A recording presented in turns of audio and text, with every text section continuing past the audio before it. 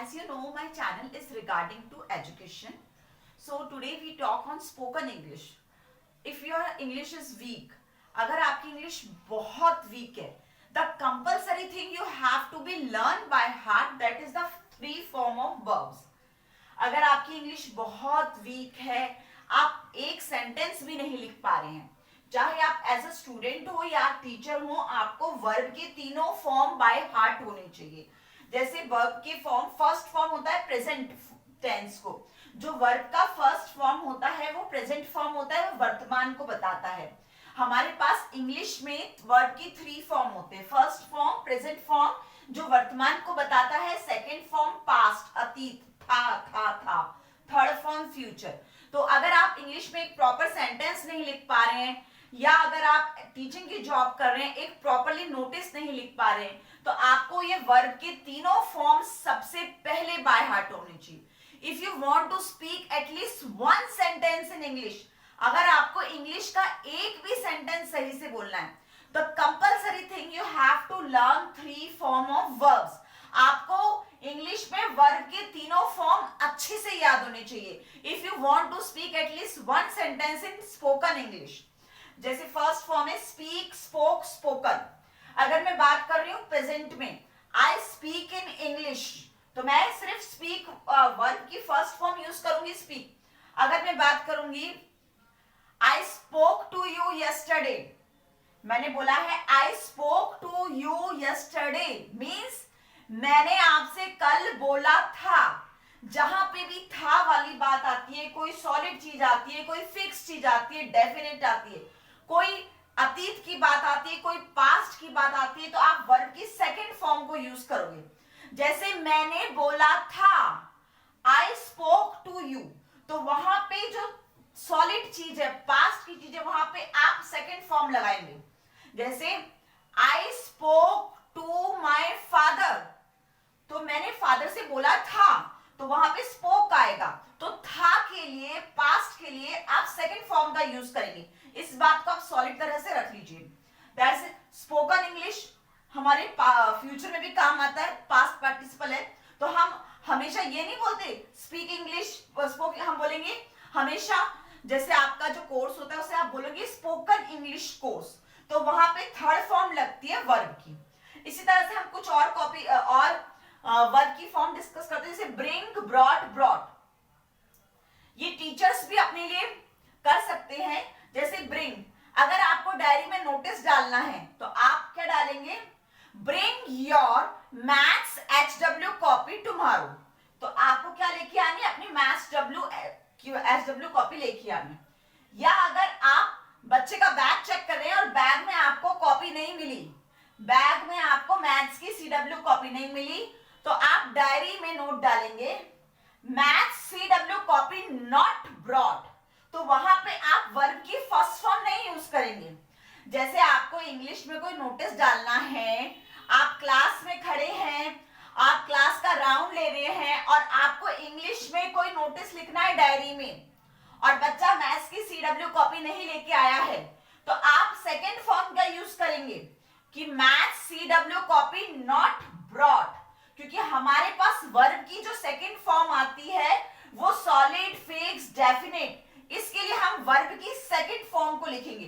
तो आप डायरी में जो नोटिस लिखेंगे वो लिखेंगे maths CW copy not brought, वहां पे सेकेंड फॉर्म का यूज करेंगे. तो ब्रिंग, ब्रॉट, ब्रॉट. नेक्स्ट आते हैं हम डू, डिड, डन. जैसे I do my work, I do worship, तो इस तरह से ये है में आएगा. Did, I did my homework, मैंने अपना होमवर्क कर लिया, आई डिड माई होमवर्क. ये हमारा पार्टिसिपल होता है. जैसे आई हैव डन, मैंने कर लिया, इस तरह से होगा. नेक्स्ट आ रहा है ईट, एट, ईटन.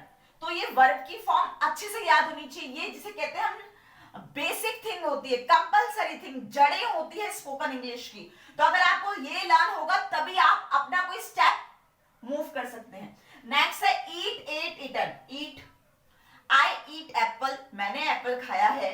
एट, आई एट केक, मैंने कल केक खाया था. जैसे ही मैं वर्ब की सेकंड फॉर्म का यूज करूंगी, मीन्स था, I ate cake, eaten, I have eaten. Next आएगा go, went, gone.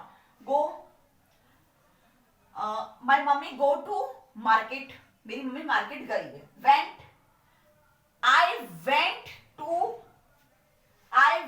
To Ujjain, मैं उज्जैन गई थी। अगर मैं सेकेंड फॉर्म यूज करती हूं, आई वेंट टू उज्जैन, मैं उज्जैन गई थी, या आई वेंट टू मार्केट, मैं मार्केट गई थी। I have, she has just gone, तो वहां पे हम थर्ड फॉर्म लेंगे। नेक्स्ट आता है see, saw, seen. I see you, मैंने आपको देखा है। सेकेंड आता है saw, I saw you yesterday, मैंने आपको देखा था। तो आपको ये वर्ब की तीनों फॉर्म याद होनी चाहिए। अगर आप बोलते टाइम कोई अतीत की बात करते हैं, कोई पास्ट की बात करते हैं, तो आप सेकंड फॉर्म का यूज करेंगे। आई सॉ यू यस्टरडे, मैंने आपको देखा था, इस तरह से। Seen, I have seen. तो इस तरह से अगर आप स्पोकन इंग्लिश का एक सेंटेंस भी सही से बोलना चाहते, if you want to speak at least one sentence perfectly in spoken English, the compulsory thing, सबसे पहला स्टेप कंपल्सरी है, आपको वर्ब की तीनों फॉर्म बाय हार्ट होनी चाहिए। आपको वर्ब की तीनों फॉर्म अच्छी से याद होनी चाहिए।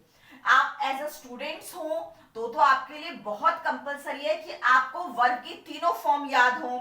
Speak, spoke, spoken, bring, brought, brought, do, did, done, eat, ate, eaten, go, went, gone, see, saw, seen. और कोई चीज पास्ट में आ रही तो उसमें सेकंड फॉर्म लगेगी। CW कॉपी, नॉट ब्रॉट, नहीं, परफेक्ट चीज है।